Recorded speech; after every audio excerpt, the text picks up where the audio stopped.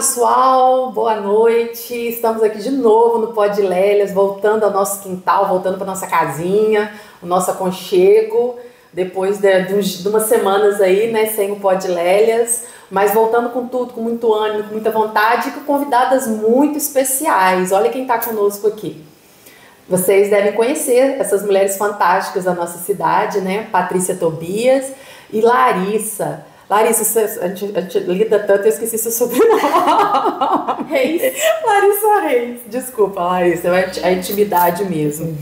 Eu vou deixar que as meninas se apresentem, mas eu queria primeiro falar o porquê, né, do convite. E assim, vocês desculpam, tá, gente, se rolar choro aqui, se rolar muito confete, mas é porque as relações aqui são relações muito, muito profundas e genuínas. A Larissa está conosco desde o início do coletivo. Nós nos conhecemos dentro do movimento de rua. A Larissa participou, né, da primeira conversa, do primeiro insight assim, para a formação do coletivo. É uma das apoiadoras, assim, uma das pessoas que nos aconselha, que agora está cuidando até da nossa legalização também. Então é uma pessoa muito querida para nós, vocês devem vê-la sempre em fotos nas nossas redes. E a Patrícia, que finalmente tivemos a oportunidade, né, Patrícia, de nos reencontrarmos, né, depois de tantos anos. Encontra assim, né, 8, mas até quando nós conversamos aqui antes um pouquinho, nos emocionamos, porque tem uma trajetória, né, de virmos, né, do mesmo bairro, da mesma periferia, da mesma comunidade, embora com idades diferentes, mas assim, nos toma a emoção mesmo, né, E o quanto que eu falo que eu fico emocionada, porque eu tenho uma memória afetiva muito grande da Patrícia no bairro, criança, né, eu um pouco mais velha, e passando, né, pelo bairro, que é a parte, nós somos do bairro Antônio Justino, né, vocês não conhecem, todo mundo conhece aqui na cidade de Cataguases, e tem uma vila que é chamada Vila São José. Hoje é uma vila asfaltada, uma vila que tem a escola, né, da escolinha. Do bairro, mas era uma vila de pau a pique mesmo, né, esgoto a céu aberto. E eu lembro muito da Patrícia nesse ambiente, assim, e acompanhar a Patrícia, né, ver o crescimento profissional, ver a pessoa, essa mulher incrível que ela se tornou, né, eu fico muito feliz toda vez que a gente, né, a gente se identifica com isso. Então, assim, hoje você está aqui, nossa, eu fico realmente muito, muito emocionada. E a Larissa também, a gente tem uma afinidade muito grande com as questões de classe. E hoje nós vamos falar, o nosso tema, então, é a farsa da meritocracia. Eu acho que tem muito a ver com as nossas trajetórias de vida, e é isso que a gente vai falar. Então, vamos lá, Patrícia, se apresenta, conta um pouquinho da sua história pra gente, tá bom? Tá joia. Boa noite. Muito obrigada pelo convite, Valéria. Oi, Larissa, olá. Tudo bem? Tudo bem. Então, gente, meu nome é Patrícia Tobias.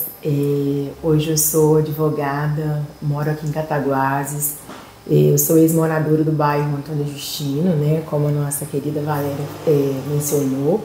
Nós temos um laço aí, que nós já moramos no mesmo bairro, nos conhecemos lá. Atualmente eu trabalho, né, como assessora parlamentar. Eu já estudei na Faculdade Sudamérica daqui de Cataguases, já fiz curso técnico em segurança do trabalho, sou pós-graduada em gestão pública municipal e hoje eu advogo um pouco em algumas áreas, tá? Muito obrigada, tá, Valéria, pelo convite, te agradeço eternamente. É um prazer de estar aqui hoje. Nós, você não sabe a alegria do coletivo em te receber. Dividindo essa mesa aqui hoje com a Valéria, com a Larissa, tá? Quero poder contribuir um pouco aqui pro coletivo. Ah, que bom. Tá? Muito obrigada, Patrícia. Larissa, fala um pouquinho de você, se apresenta pra gente. Tá bom. Sou a Larissa, sou advogada também, sou mestre em educação pela Universidade Federal de Juiz de Fora. Hoje eu sou professora no curso superior de Direito aqui da FIC. E esse tema da meritocracia, ele sempre foi uma questão assim, né, na minha trajetória de vida. Porque às vezes a gente vê esse discurso de você é capaz de conseguir o maior do sucesso só com o seu esforço, né? E às vezes eu ficava vendo a minha própria história, por exemplo, quando eu pego as mulheres da minha família, minhas ascendentes, né, que vieram antes de mim, minha mãe, vó, bisavó, eu sou a primeira que conseguiu estudar além da 4ª série, conseguiu passar da 4ª série. E minha família veio da roça, né, e na roça você tem aquela coisa de ter infância roubada mesmo pelo trabalho, você começa a trabalhar muito cedo e são trabalhos muito pesados, né, às vezes candear boi de sol a sol. E essas mulheres que vieram antes de mim, elas tiveram que se esforçar muito mais do que eu, né, ao longo da vida. Enquanto eu tive direito de brincar, tive direito de estudar, elas já estavam trabalhando arduamente. E eu sou a primeira, né, dessa geração que consegue ter uma renda própria, né, que consegue não depender ou de um homem ou de esperar a aposentadoria para ter a primeira renda. Então, que história é essa, né, de que o seu esforço te leva ao maior dos sucessos, né, apenas o seu esforço? Será que a gente está realmente em igualdade de condições? Será que todo mundo sai da mesma largada, né, nessa corrida? E fiquei muito feliz de ter sido convidada para falar desse tema, que acho que dialoga muito com a minha vida. E sempre gosto de estar junto do Coletivo Lélias, né, sou uma grande admiradora de vocês. Então é sempre um prazer, e hoje com a Patrícia também, essa mulher que eu cultivo admiração genuína, um prazer estar aqui. Muito obrigada. Ai, gente, é muito confete, hein? Mas interessante, né, que a gente começou a pensar na pauta, né, que é uma troca, toda vez aqui é um bate-papo, e nós trouxemos, né, algumas referências muito próximas, né, Larissa e Patrícia, conversando exatamente dessa questão do mérito. Aí você falando de largada, tem um videozinho que é muito, com certeza vocês já viram, todo mundo comenta desse vídeo, né? É um professor que ele faz um experimento social, ele leva as pessoas para um campo, né, um lugar aberto, um campo, coloca várias pessoas ali, e ali ele começa a fazer, pontuar, né? As pessoas vão ter que chegar numa largada, vai ter um prêmio lá no final, que a pessoa tem que sair em corrida, mas antes de correr tem as pessoas que podem se adiantar, né? Que podem caminhar ainda para começar a largada. Então, ao sair na largada, já menciona as questões familiares, as questões sociais, né, econômica, e várias situações, exatamente disso que Larissa acabou de comentar. E aí, pegando essa largada também, a gente falando, comentamos sobre Rita Von Hunt, você também tem uma referência, né, Larissa? Conta um pouquinho dessa referência que você traz aí pra gente. Tá bom. Como eu falo de filosofia do direito, eu vou puxar, né, pro lado que eu tô acostumada a lidar. E a gente tem um autor, ele é clássico na filosofia, que é o Maquiavel, escreveu o livro mais famoso dele, O Príncipe. E esse livro é um manual para o governante conseguir ficar no poder. O livro é isso, como o governante faz para manter o poder. E apesar, né, dele ter aquelas ideias ele não fala exatamente assim, né, mas aquelas ideias de é melhor ser temido do que ser amado, os fins justificam os meios, ele, num ponto do livro, ele fala assim, olha, tudo bem, em certos momentos você vai agir dessa forma autoritária, mas ainda que você, príncipe, tenha o melhor e mais forte dos exércitos, se você não conseguir ter uma legitimidade ali com a população, você não fica no governo. Você precisa que uma parte considerável da população ela dê consentimento para você estar ali. E aí como que, né, os governantes do mundo contemporâneo, alguns, né, fazem isso? Então vamos dar políticas públicas, vamos dar acesso à educação para a gente ter essa legitimidade? Não, às vezes a gente vai, né, para justificar, conseguir, né, permanecer nesse sistema capitalista neoliberal, a gente cria alguns contos de fadas, né? Tem 2 contos de fadas muito fortes, eu acho que na nossa época, que é o racismo reverso e a meritocracia, que é o tema nosso aqui hoje. E aí a meritocracia tem um autor que aborda isso muito bem, que é o Michael Sandel. Ele tem um livro, Tirania do Mérito, ele é professor de filosofia em Harvard. Ele fala que a meritocracia ela é construída como um conto de fadas mesmo, uma coisa para te encantar. Não é tudo que você quiser, você pode conquistar, só depende do seu esforço. Então ela é feita para encantar as pessoas. As pessoas elas querem, de fato, acreditar nisso. E aí a gente vai criando um pensamento, né, que tudo você vai conseguir apenas pelo seu esforço, e às vezes a gente culpa aquela pessoa que ela não conseguiu acesso a nada, ela não conseguiu ter escolaridade, ela teve que trabalhar, por isso não pôde estudar, e ela só não é bilionária porque ela não quis. Né? A preguiça, né? A preguiça. Ela tem uma preguiça. A Rita Von Hunt, tá nas anotações, bateu exatamente o que você está falando. Identitário burguês que nasce a partir da queda da monarquia, né? Essa questão da aristocracia, que aí acabou-se os privilégios, né, no Brasil, né? E na realidade não é isso, não né? É. Você é filho de quem? Isso. Né? Gente, e como a gente ainda vive muito isso em Cataguases. Você é de família? Você vem de onde? Quem é seu pai? Quem é sua mãe? Isso mesmo. Né? Nossa, não te conheço. Quem é seu pai mesmo? Aí às vezes, quando eu vim com uma frase, meu pai é o Chico. Você não conhece o Chico, não? Ele catava papel na rua. Aí a pessoa fica assim, oi, quem? Pergunta se o meu sobrenome é sobrenome de família, se é de alguma família rica. De família. É sempre essas frases que a gente escuta. E principalmente, né, Patrícia? Pretas. Nossa. Pretas em locais de poder. E incomoda. Ah, mas Thaís Araújo tem ela participou do podcast falando exatamente sobre isso, né? Tochines, ela é muito engraçada, ela brinca, faz, mas aí eu respondi uma pessoa, Tochines é gostoso porque... Eu lembro, esqueci o slogan, mas exatamente isso, né? Pergunta. Eu sempre convivi muito tempo, né, com esse estigma, né, de ser metida, de ser arrogante, e assim, é muito engraçado porque você acaba acreditando, né? As pessoas não falando, você acaba se culpando, se autocriticando, se colocando nesse lugar. E com muita terapia, a gente começa a perceber, né, que... Com certeza. Você tem todo um julgamento social e que você começa a perceber. E assim, era muito estranho, porque por mais que eu sempre militei, por mais que eu sempre fui uma pessoa engajada no movimento negro, por mais que eu sempre busquei formação, eu não conseguia ter as sutilezas do racismo, principalmente por eu ter essa questão da passabilidade, né? De ser de ser uma negra parda, né? Não ser retinta. Então, assim, é muito sofisticado, né? E aí fica sempre nesse lugar. Por que te colocam sempre como metida, né? Simplesmente porque você não está no lugar de subserviência. Então isso é muito louco. E é mais louco ainda, eu acho engraçado, Patrícia, como que a gente tem força e de onde que vem isso em nós, sabe? Da gente conseguir ainda ter uma postura dessa com o mundo todo te negando os espaços e te ensinando que ali não é pra você. E isso me assusta. Tem hora que eu paro assim pra pensar e falo assim, gente, como? Como é que é essa vivência com isso? Pois é.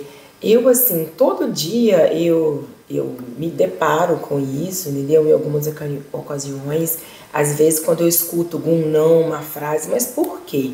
Né? Aí eu percebo que aquilo ali a gente vive, né? Tanto nessa questão estrutural, entendeu? E a questão social também. A gente sente, a gente sabe. Eu praticamente eu sou negra, né? Minha mãe é negra. Aí eu sofro de algumas maneiras, né? Eu tenho um filho... O nosso marcador racial, acho que é muito importante, né, Patrícia? É o cabelo, né? E a gente, por ser negras com cabelo alisado, a gente já... uma guanidina da vida, não é uma progressiva, né? Incomoda. Recentemente, agora eu fiz meu cabelo, agora mesmo tô incomodando. Por que eu alisei o meu cabelo? Eu uso meu cabelo do jeito que eu quiser, eu falo, não, ninguém vai impor qual tipo de cabelo que eu vou usar. Uma hora tá cacheado, uma hora tá liso, né? Então eu uso do jeito que eu quero. Eu tenho muitos entraves com isso, assim, e lugares de uma opressão muito, muito pesada, né? Você é bem mais nova, né? Mas eu sou uma das poucas meninas negras, mesmo sendo parda, né? E com um marcador, cabelo muito forte, né? Da minha infância. E eu vim estudar no centro, que já era muito diferente, né? Não era barato o transporte, nós não tínhamos calçamento, né? Então eu já chegava na escola com o pé todo sujo de barro. Enfrentava todo aquele preconceito, coisa de roça mesmo, né? Sempre assim, a gente sempre, porque o Justino tem isso, né? O Justino tem uma coisa de roça também, de subir pasto, buscar esterco com a avó, de cortar vassoura, né? Então assim, eu tive muito isso, então vivências muito conflitantes também, né? De ser a branca no bairro e a negra no centro, né? A rica no bairro, a pobre do centro. Então, e não tendo referenciais, né? Porque eu já sou mulher com mais de 40 anos, então hoje é muito tranquilo você entrar numa escola pública e eu me emociono sempre, isso não deixa de me emocionar enquanto educadora. Né?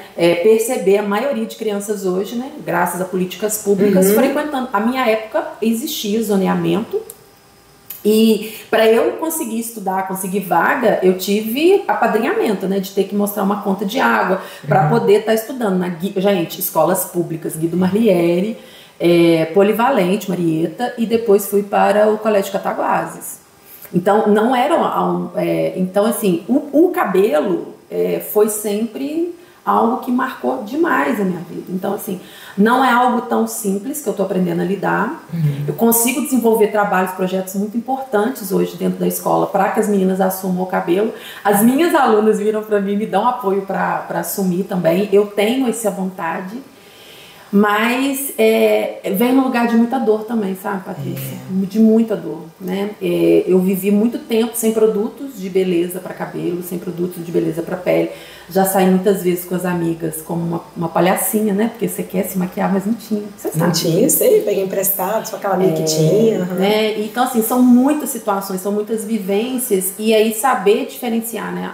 O meu individual, a minha pessoa, da militância, então, assim, a gente tem essa vivência. Eu acho muito legal, quando eu falo de racismo, eu fico muito à vontade perto da Larissa, porque a gente já passou por várias situações em que a Larissa virou para mim: Valéria, isso foi racismo com você. Valéria, isso aqui foi uma questão de classe. E a gente se emociona toda vez que acontece, né, Larissa? E eu tenho um grupo de apoio, né? O Coletivo Lélias é esse grupo de apoio, né, Patrícia? Para essas vivências, as meninas me apoiam. Eu acabei de viver uma situação de classe muito séria no final de semana passado. As pessoas acham, né, que a gente, por estar conhecida, que a gente vai deixar de viver o racismo. Pelo contrário. Não. Estar em locais de poder, ter um ciclo de pessoas influentes que as pessoas querem sempre te colocar nos seus lugares, né? Mas estou aprendendo a revidar nesses lugares, né? Porque a branquitude, né, a gente precisa aprender a lidar e a responder na mesma altura. E hoje eu acho que... Tô falando demais, né, gente? Vocês estão cuidados. Não, eles estão ficando à vontade. Eu acho que hoje o que eu tento mesmo perceber, né, quanto nós somos usadas também, né? E quanto que a gente negocia para estar nesses espaços, sabe? Patrícia, eu tô chegando no meu limite para não suportar isso mais, sabe? Entendi. Não aceitar ser usada, não aceitar ceder à vez, ou não aceitar entregar o nosso trabalho, porque nós, mulheres negras, a gente não é colocada no lugar de intelectualidade, né? A gente é sempre colocada no lugar de trabalho braçal. E as pessoas acham que esse é o nosso lugar, né? Isso mesmo. A gente serve para o trabalho, mas a gente não serve para pensar. Né? Dentro do Coletivo Lélias, a gente teve um trabalho muito bacana, né, de empoderamento meu nesse sentido, né? Mas eu tive muita sorte e tenho muita sorte de conviver com pessoas que realmente estão na luta antirracista, né? E compreender isso. Mas e aí? Então, e assim, eu falo que quando eu vejo acontece um fato desse comigo, eu sei revidar na mesma proporção que eu recebo, né? E sei me defender. Eu tô sempre me defendendo, porque eu não consigo deixar para amanhã, para depois guardar aquilo. Amanhã eu falo com a pessoa. Não, eu falo na hora: você fez isso comigo. Falo mesmo, tem que falar. Né? Ultimamente agora eu fui diretora da Câmara aqui de Cataguases, né? Não foi fácil, não foi fácil, é um cargo muito visado, né? Um cargo muito visado. Aí o que acontece? Tinha nomes, né, lá, né? E eu trabalho, né, com um vereador lá, muita gente boa que... Pode falar o nome, que não tem problema não, então pode falar. O vereador Felipe Ramos, que sempre me apoiou. Você vê, para mim ele quebra todos os paradigmas e enfrenta tudo. Por quê? Porque eu não faço parte do partido político dele, eu não sou, nunca fui apoiadora dele, não fiz campanha para ele. Ele me conheceu pelo meu trabalho. Pelo mérito, um verdadeiro mérito. Porque um ano anterior eu estava trabalhando lá no Procon de Cataguases, né? Eu estava lá praticamente recebendo salário mínimo, né? Salário mínimo, e ele me fez o convite para trabalhar. E Eu fiquei até feliz, lisonjeada, né, pelo convite, porque tinha tantos nomes, né, para trabalhar com ele lá. Eu disse, não, porque você trabalha, porque você tem a formação que eu preciso, você trabalha. Não é quem indica, né? Não é o QI. Não foi QI. Não foi QI. Eu fiquei muito feliz mesmo, porque eu estava num local que eu gostava, sim, gostava de trabalhar no Procon. Mas eu não me sentia satisfeita no trabalho que eu fazia. Eu fiz pós-graduação na área, eu fiz todos os cursos que precisavam, eu fui administradora do sistema, eu conheci todos os conteúdos, eu fiz todas as práticas de aplicação infrativas no Procon, né? Então, assim, mas não fui reconhecida. Então, eu peguei e falei assim, não, com certeza, e também nem ia ficar, né? Porque uma hora, igual eu falei, opa, se vocês não vão me valorizar, né, eu não vou ficar. Peguei e saí. Mas, assim, agradeço até hoje o Felipe pela oportunidade que ele me deu, a oportunidade que ele está me dando, porque ele não me deu um trabalho porque é um QI, né, de quem indica, mas pelo meu currículo e porque ele necessitava pelo trabalho que eu precisava. Na Câmara eu pude fazer meus trabalhos de gestão pública, né, que eu fiz o curso, da questão de fazer uns planos, né, de gestão estratégica para colher alguns dados, né, conseguir fazer o trabalho. Fiz algum trabalho, pedi também um projeto muito importante de acessibilidade, que a Câmara tem acessibilidade na sua estrutura, né, tá lá o projeto pronto, falta só agora executar. E é muito difícil, né, porque aí entra a questão também estrutural, né? Estrutural, isso. Histórica, né? Então, não, não. A gente tá tendo esse probleminha com essas coisas aí, né? O prédio de lá não é tombado. Não é tombado? Não, pode fazer a obra que quiser, o prédio não é tombado. Só não pode virar estacionamento. A gente foi no IFAM, essa foi boa. A gente foi no IFAM para poder colher essas informações. Foi reunião presencial mesmo com o IFAM. Gente, eu perco amigo, mas perco amigo. Não, é tranquilo. Fizemos toda essa parte, entendeu? Eu tentei fazer o trabalho em um ano lá como diretora, de colher todas as informações. Primeiro a gente faz todo um trabalho, né, de acolher todas as informações para depois executar. Hoje, alguns projetos têm que ter agora execução, porque tudo tem prazo, né, para ser seguido. Entendeu? Então, assim, eu estou pulando aqui a parte minha lá de trás, que eu não contei ainda, né, para me chegar até onde eu consegui chegar, né, para contar só essa parte aqui, porque assim, a partir do momento que vai surgindo aqui a conexão, a gente vai falando, né? Mas, Larissa, só para retomar um pouco desse lugar que a Patrícia está falando, de nos testarem, né? Nós somos testadas o tempo todo. Teve alguém que falou, uma pessoa, acho que foi a Samia Bonfim, que ela comentou, né? Foi a Samia? Não, foi você. Não, gente, agora eu me perdi. Que ela virou e falou que até a vírgula, né, do texto dela, quando ela apresenta um projeto, é conferida. Ah, não, foi a Laís Perrucci, menina. Foi o último Pod Lélias, a vereadora Laís Perrucci, Juiz de Fora. A Laís comentou, né? O quanto que nós... É exatamente isso. Você chega por mérito, e um mérito na largada... Lá atrás, né? Lá atrás. E isso é muito assustador. A minha irmã tem uma frase que não sei nem se é dela, mas ela repete incessantemente, que o Brasil é uma máquina de moer sonhos. As pessoas não conseguem entender, pelo menos ao meu ver, sabe, Larissa?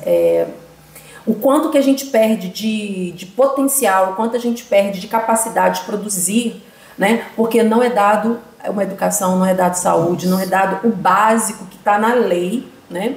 E que isso faz com toda a diferença. E, assim, é muito bacana que nós chegamos até a comentar, né? Nós somos mulheres vencedoras, mas a que custo? Porque falar disso nos coloca no lugar... Olha os seus olhos como estão, olha os meus, olha no lugar de dor. A gente não tem como falar disso e não ficar emotiva, não ficar arrepiada, não doer. Sentimentos, né? Muitos sentimentos. Então, o quanto que nós não poderíamos produzir, né? E o quanto, aí eu falo realmente do povo preto desse país, né? O quanto que nós construímos esse país sem nenhum amparo, sem nenhuma condição. E até hoje ainda precisamos, né? Sistema de cotas aí para ser votado, cheio de mentiras sendo espalhadas, né? como se a gente ainda tivesse em débito e se estivesse nos dando algo de forma gratuita, né?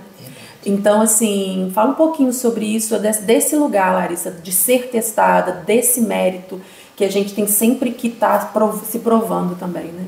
Mostrando o currículo, né? Pra justificar por que tá aqui. Isso.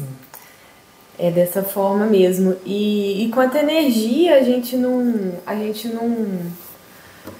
dispensa, né? Sentindo tristeza, tendo que superar essas questões, igual você falou. Sentindo um pouco de raiva, que vê que de toda a sua geração foram tomados os direitos mais básicos, né? E às vezes a gente que é mulher parece que a gente não pode estar no lugar da raiva, né? Mas a gente pode sim sentir raiva quando acontece esse tipo de violência. E eu gosto muito de advogar para trabalhadores, né? Trabalhadoras e mulheres. E esse mês tiveram 2 casos assim, que me sensibilizaram muito. Um foi de um senhor, ele é carroceiro.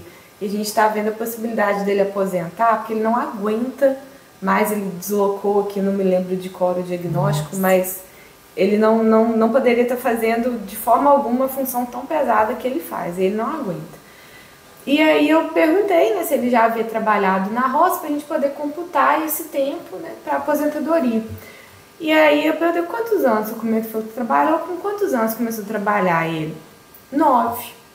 Lá em casa a gente plantava arroz. Aí ele falou assim, eu não sei se você sabe, mas arroz é plantado muito perto da água, como se fosse um brejo. E aí a gente punha as mãos lá e às vezes entrava uma farpa na nossa unha. E aí a mão já estava mole, tanto ficar na água. Aí minha unha roxeava, eu já sabia que ia cair. Eu perdi todas, ele me contando, perdi todas as unhas da mão, depois cresceu de novo. E ele começou a trabalhar assim. Ele trabalhou na labuta, igual um burro de carga, assim, desculpa a expressão, desconheço no que encaixa melhor. E ele tá na luta para ver se vai conseguir aposentar no dependente de BPC Loas. Poder ter direito a um 13º, né? Nossa. E aí da gente questionar. E se fosse só o esforço, né? Era para ele estar. Isso. Era para ele estar no time de pessoas muito bem remuneradas, né? Milionários desse país. E também advogo muito para mulheres e às vezes acontece delas não se veem como merecedoras no momento do divórcio de ter metade do patrimônio. No Brasil, a regra geral, né, se não for um regime de bem diferenciado, é a gente dividir metade. Aí esse mês também eu atendi uma mulher e eu perguntei assim, qual que é o patrimônio de vocês? Aí ela falou assim, uma casa. Aí eu perguntei, só uma casa? Ela falou, só uma casa. Aí eu falei assim, vocês não têm carro? Aí ela falou assim, temos, mas ele comprou com o salário dele. Aí eu falei assim, mas foi depois que vocês já eram casados? Ela falou, já. E vocês têm filhos? Temos. E quem cuidou dos filhos de vocês? Nossa, eu tive um filho quando ele era criança, ele ficou muito doente, tinha que virar à noite com ele no hospital. Eu larguei meu emprego. Aí eu falei assim, pois é, então como que você não colaborou para a compra desse carro? Se o sonho de vocês de ter um filho só pode ser realizado porque você estava lá fazendo esse trabalho não remunerado, mas que é trabalho, né? E aí, às vezes, a gente não tem uma educação emancipadora, a gente não se acha merecedora dos poucos direitos que a gente tem. E aí, como que acho que trazer esse tema, né? Não é num sentido, assim, de trazer para um pessimismo.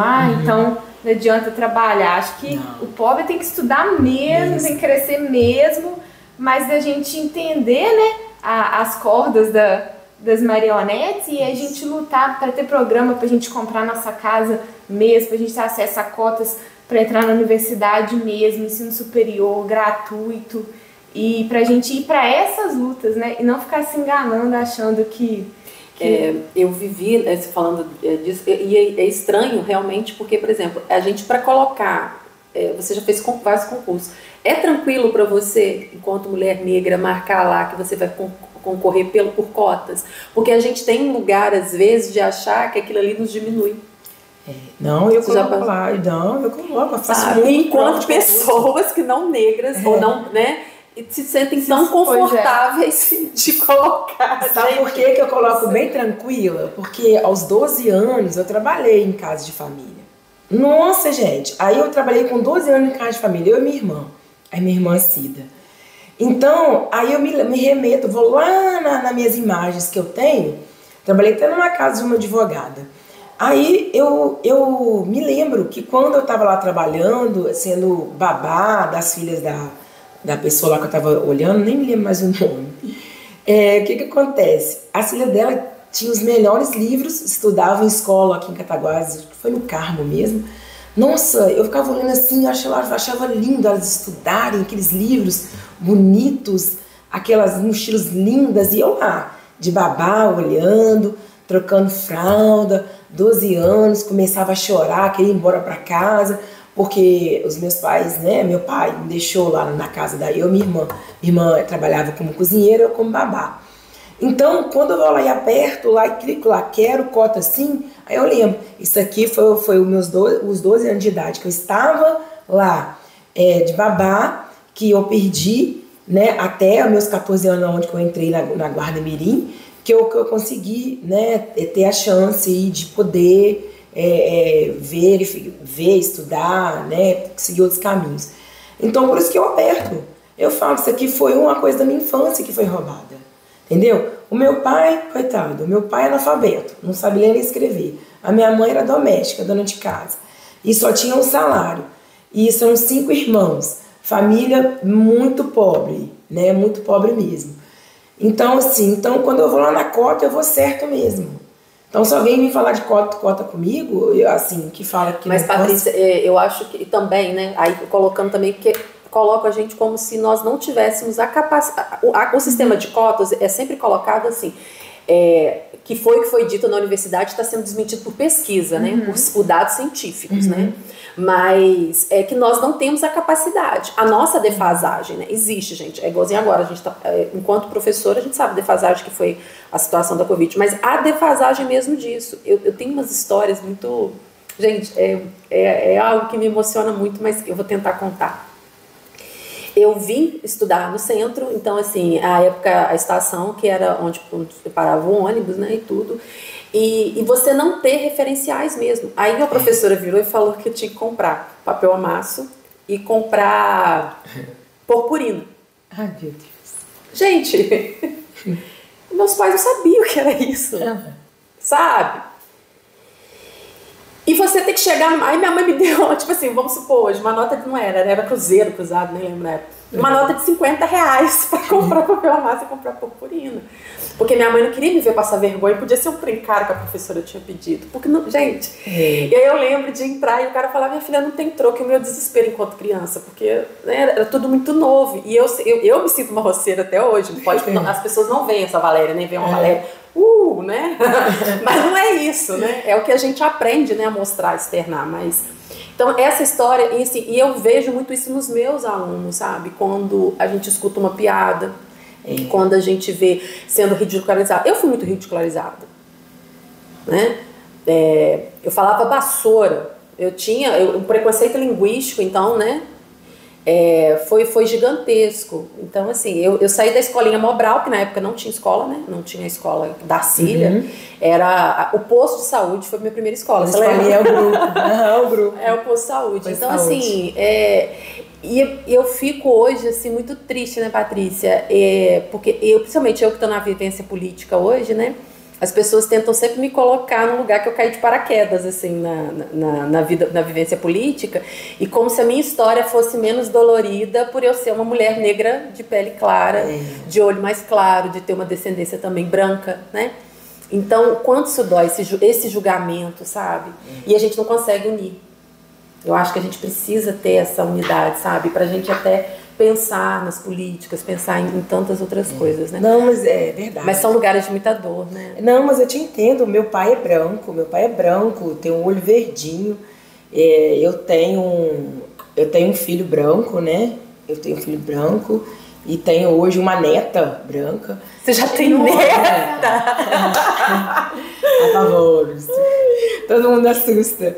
Então, o que eu escuto, assim, às vezes, né, que você falando assim dessa vivência, né, às vezes eu passo, meu filho, nossa, estudava, mas estudava no CAIC, né, nas escolas públicas, até mesmo o professor Quaresma estudava lá, aí eu chego assim, mas cadê a mãe do Bruno, né, meu filho chama Bruno, aí fica, cadê a mãe da Helena, a avó da Helena, né, então, assim, essa questão de raça, de cor, de vivência.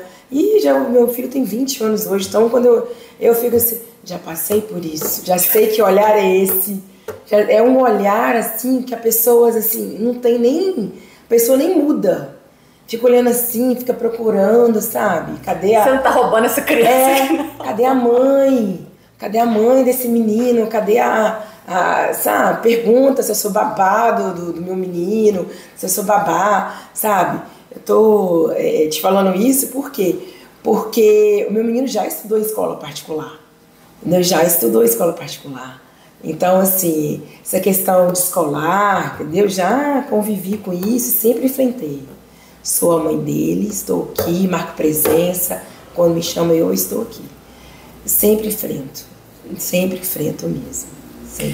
Ai, E aí, Larissa? E eu acho que não dá para falar, né, dessa outra face da meritocracia sem trazer esse discurso de raça e gênero, porque quando a gente olha, né, os piores salários, os piores empregos, você fecha os olhos, você imagina uma pessoa que passa no concurso de juiz, é juiz no masculino mesmo, você imagina um homem branco de terno, né?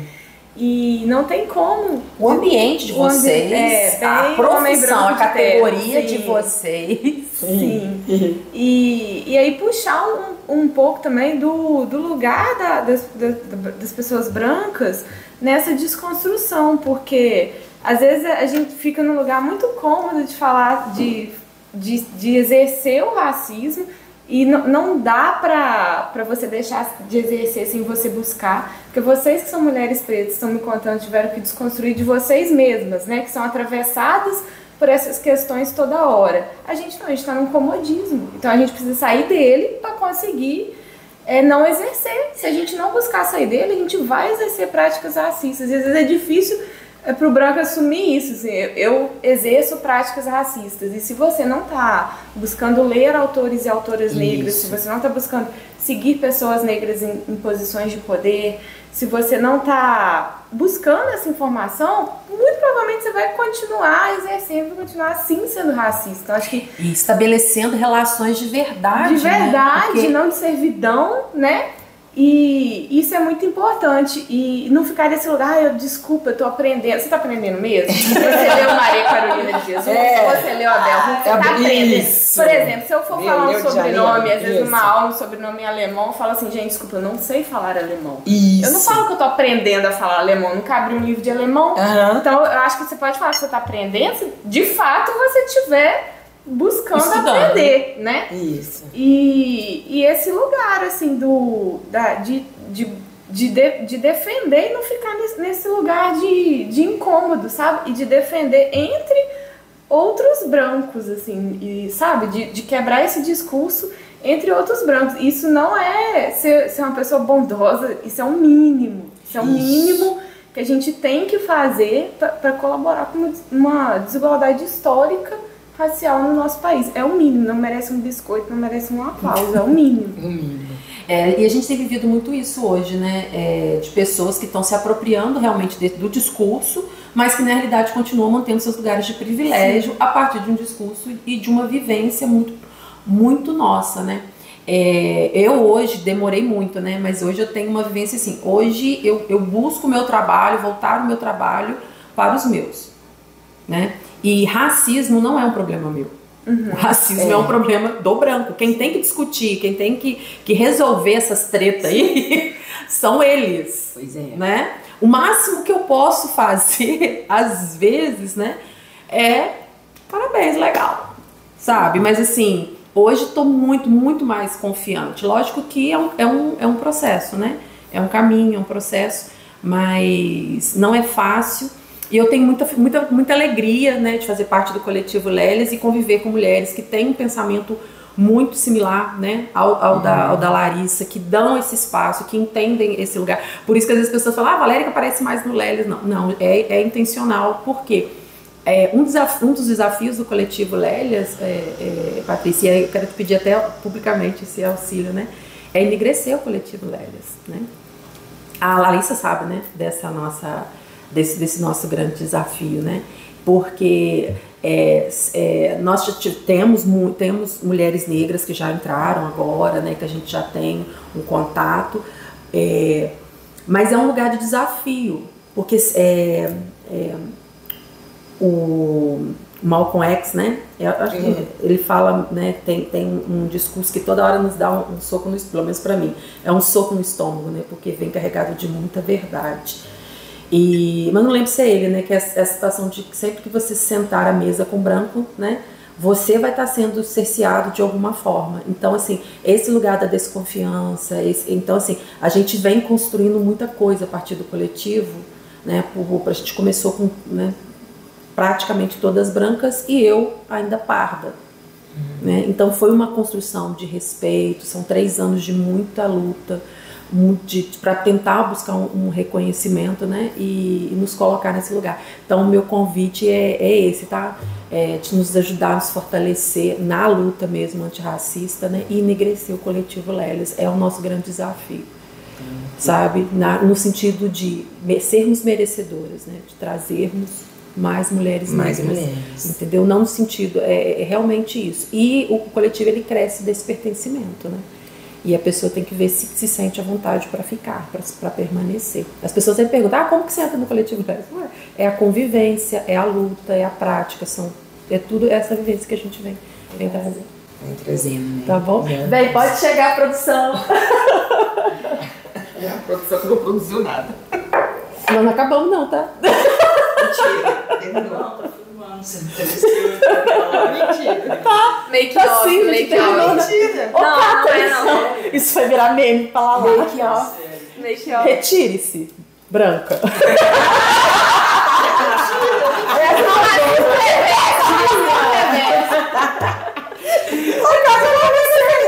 A gente vai encerrar. Escuta, corta depois. Ele corta depois. Ela vem na felicidade. Ela vem feliz. Mas vamos ter que encerrar depois dessa, a gente encerra. Ela vem na felicidade, tadinha. Espero que o Lala tenha cortado, mas... Tesourinha. Assim, eu acho que esse é um primeiro papo, uma primeira conversa. Acho que a gente pode trazer outros temas. À medida que vocês, né, esse espaço é nosso mesmo, fiquem à vontade. Muito feliz. E contem, façam as considerações finais aí sobre esse assunto do mérito. Patrícia, se você quiser contar um pouquinho ainda, né? Alguma memória aí que você quiser também. E Larissa, depois fala um pouco dessa questão de classe, que você fala pouco, mas eu sei o quanto que você passou, os seus perrengues também, né? Eu acho que se eu falasse muito aqui, ia ficar até amanhã, porque é muita história. Pode falar, Larissa. Eu tive muita dificuldade de ter um sentimento de pertença em relação ao curso de Direito. Não sei se em algum momento isso te atravessou. Eu vim, né? Eu estudei em escola pública até a 8ª série. E lá em casa eu sou a rapa do tacho. E aí os meus irmãos são bem mais velhos que eu, diferente de 15 anos. E eles conseguiram estudar na UFV. Não sei como está hoje, eu sei que eles estão lutando muito, que o preço da Rio aumentou demais. Mas na época a UFV dava tudo. Meu pai até falava assim, a UFV foi uma mãe. Dava alojamento, dava almoço e janta na Rio, dava biblioteca. E eles conseguiram se formar lá. Aí com isso eles passaram em concurso e me ajudaram a estudar. Então eu entrei no colégio aqui porque eles pagavam pra mim, mas não era a minha realidade, pô. Mas é a realidade de muitos caçulas, né? Muitos dos irmãos mais velhos batalharem pra... Exatamente. Né? A importância das pessoas entrarem na universidade, né? Que vão dando a mão aos seus.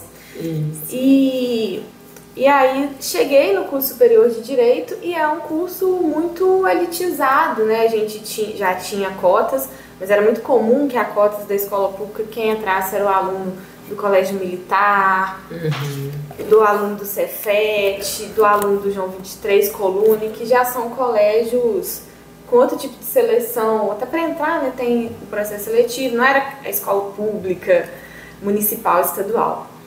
E aí eu ficava vendo o perfil das pessoas, o jeito que elas se vestiam, o jeito que elas falavam, os lugares que elas frequentavam. E eu ficava assim, eu acho que eu não tenho identificação com o curso. Até que, né, depois de um tempo de terapia, a minha psicóloga chamou a atenção que eu fui contar pra ela um caso que estava sendo discutido na época da justiça. E ela falou assim, você tá me narrando esse caso como se fosse uma final do Atlético, você tá atleticano, da Libertadores, com a mesma empolgação. Então, como você não gosta? E aí eu comecei a refletir que o que eu gostava era, às vezes, um discurso muito elitista, às vezes uma falta de pautas que olhassem para famílias como as minhas, que vieram da minha realidade. E aí eu fui entender que eu não gostava, era do ambiente classista que eu estava e não do direito, da profissão. Que inclusive me ajuda, né, na medida que eu posso, mudar um pouquinho esse ambiente para que as pessoas possam ter acesso aos direitos delas. Viu? Muito bacana. Você me fez lembrar também como é que foi minha trajetória na faculdade também, que também não foi fácil. Quando eu comecei a fazer a faculdade, o primeiro obstáculo que eu tive, né, é a questão financeira. Oh, meu Deus, como é que eu vou fazer a faculdade? Aí eu corri sim atrás de uma bolsa, né? Uma bolsa que não era governamental, mas é uma instituição sem fins lucrativos, consegui. E depois eu falei assim, e agora? Consegui a bolsa, cadê o resto da faculdade? Porque eu sou muito de metas, né? E é como se, realmente, essas contas nunca calham, né? Nunca. Sempre vem a mensalidade, a passagem, o lanche. Gente, chefe. Nossa, fui falida com o chefe. Fala não, falar de tirar xerox, tem que tirar xerox, eu não acredito. O tempo para estudar. Você trabalhava. Jornada dupla. Então, não ter condução para ir embora para casa, se ficar até mais tarde, o professor que segura um pouquinho mais, como é que você chega em casa? Isso mesmo. Então, assim, a gente, né, eu tive esses obstáculos para me poder vencer. Mas, como uma grande ideia e nada podia... Gente, peraí, eu parei pra você, peraí. Mas não, eu não quis ter casa. Então, né, com a ajuda do meu esposo, a gente construiu uma casa. Então a casa veio primeiro do que a faculdade. Primeiro é a faculdade, depois vem a casa, né? Aí eu construí uma casa simples, mas construí. Para sair do aluguel, tô lá. Eu vou fazer faculdade sim, seja o que for. Aí fui lá, comecei a estudar. Desculpa te interromper, mas é um lugar... Te ver naquela casa de pau a pique, essa é uma conquista, a casa própria. A casa, para muitos que tem aí, né, que tem vários, assim, tem pobres, né, que alugam vários lugares, tem vários espaços, né, pra gente ter. Não, uma casa, com 24 anos eu já tinha uma casa simples, de quatro cômodos lá, mas tinha minha casinha lá, pra onde ir sem aluguel. Aí tá, e agora? Tem que pagar meio salário de mensalidade de faculdade, como é que eu vou fazer? Aí a grana era curta, né? Recebia salário mínimo. Aí eu parcelava os 6 primeiros meses para pagar a faculdade e ia pagando com a mensalidade. Dava uns espremida lá e vazia. Daqui a pouco comecei a vender produto de beleza na faculdade. Comecei a vender as coisas, dava um jeito de poder pagar, mas sempre chegava no final e conseguia sair do sufoco da faculdade. Até chegar no último ano e conseguir aí, vencer e fazer a faculdade. Né? Meus pais não podiam me ajudar, né? Eles também não recebiam tanto, e consegui fazer a faculdade.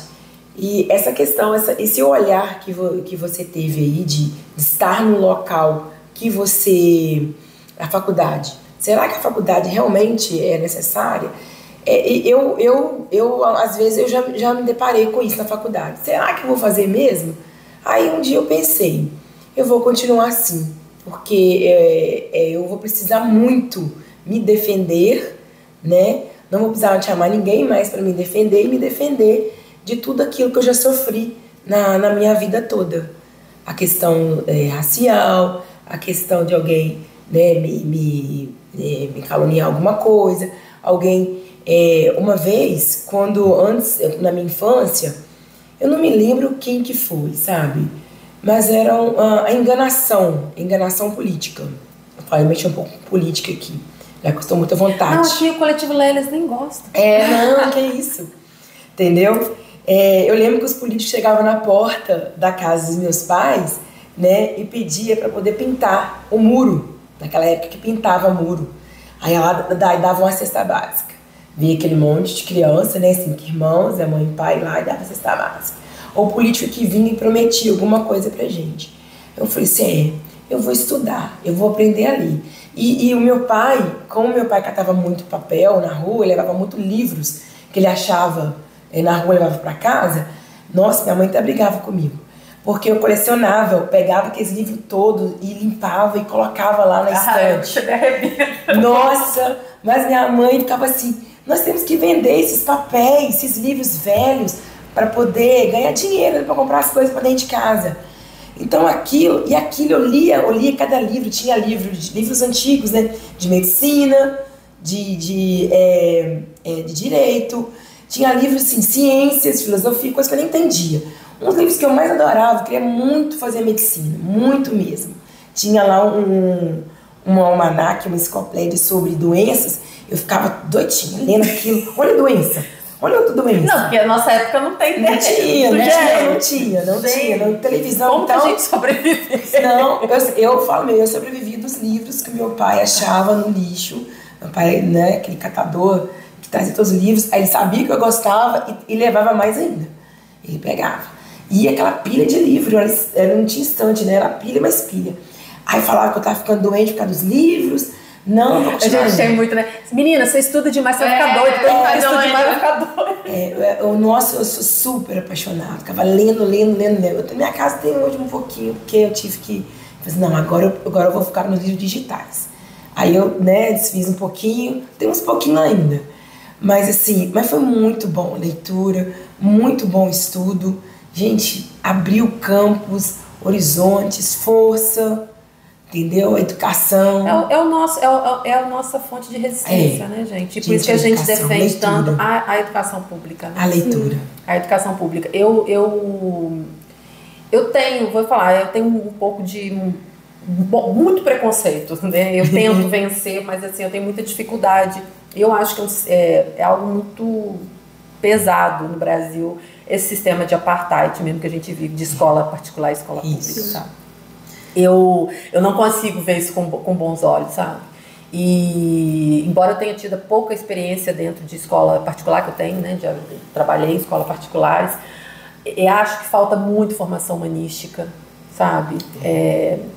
Falta muita coisa que eu vejo de qualidade, não porque eu estou inserida, né, dentro da escola pública, mas eu ainda acredito muito mais no processo formador de caráter, de cidadania, né, da escola pública, sabe? Então, assim... eu queria ficar mais. A produção, nossa grande produção que tá ali fazendo sinal, também chorou.